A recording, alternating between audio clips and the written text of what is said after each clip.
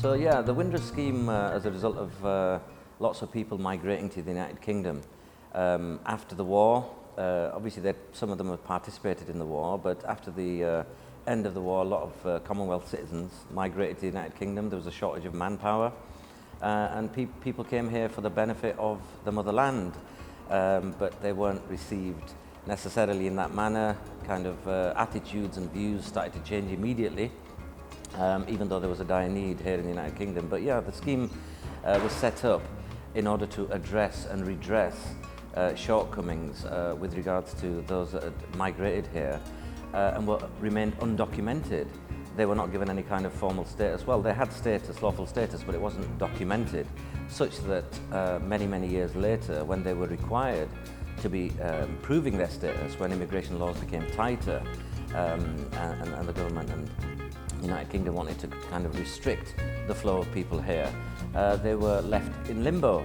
So they didn't have the option of being able to prove their status. The government hadn't given them that option.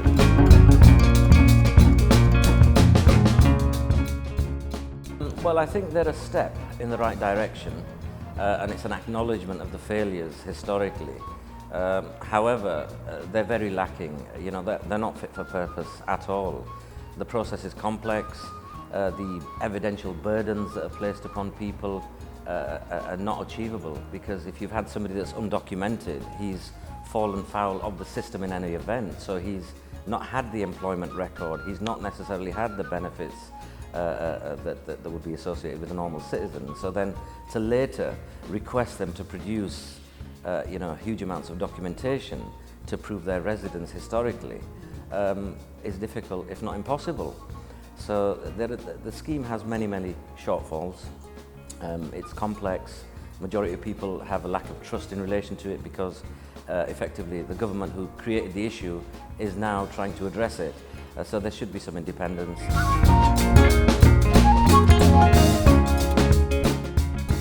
The compensation scheme is very delayed. It's lacking. A lot of bureaucracy with it, as I say, unfairly requiring evidential proof to demonstrate losses, where there should be a little relaxation in that scenario, because people are not necessarily going to have those documents. Indeed, in most instances, they don't. The compensation being recovered, as I say, it's through a very protracted, delayed, complex process that many people don't feel that they can access. There's no free legal assistance, no support being provided. There's a lack of awareness about it. There's all manner of issues with the scheme. So yes, it's a step in the right direction, but there are many things that need to be corrected.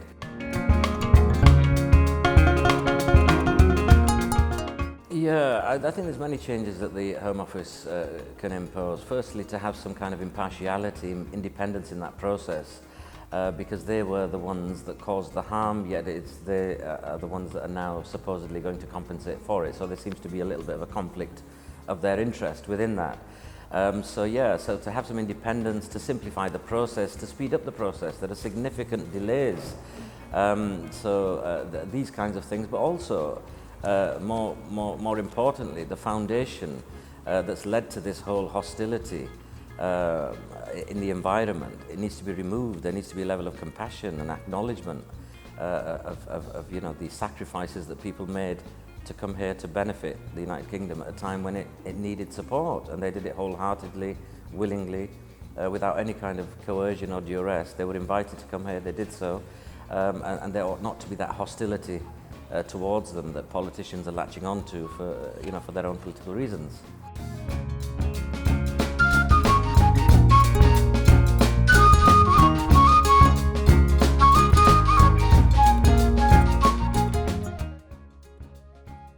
I think there's much to be done to create that awareness. As you can see from the take-up to the scheme, it's very minimal. It's around 10 or 15%, and that's just upon estimations of figures of people that might have been affected. That awareness needs to be a constant drive. There needs to be removal of these barriers of trust, the complexity in the process, evidential burdens being placed upon people that's dissuading them from making any kind of claim at all. So to simplify that process, to speed it up, to have interim kind of payments and stuff for people that are not waiting indefinitely for low-level payments at the end. They need to be commensurate. And with regards to the awareness, Like you said, many people suffered detention, removal and deportation from this country. What is being done to create awareness for those that are no longer available, accessible to the information that might be disseminated here in the United Kingdom? So some kind of initiatives abroad to notify people of the historic hardships that they suffered and the injustices that they suffered, that they can seek redress and adequate redress.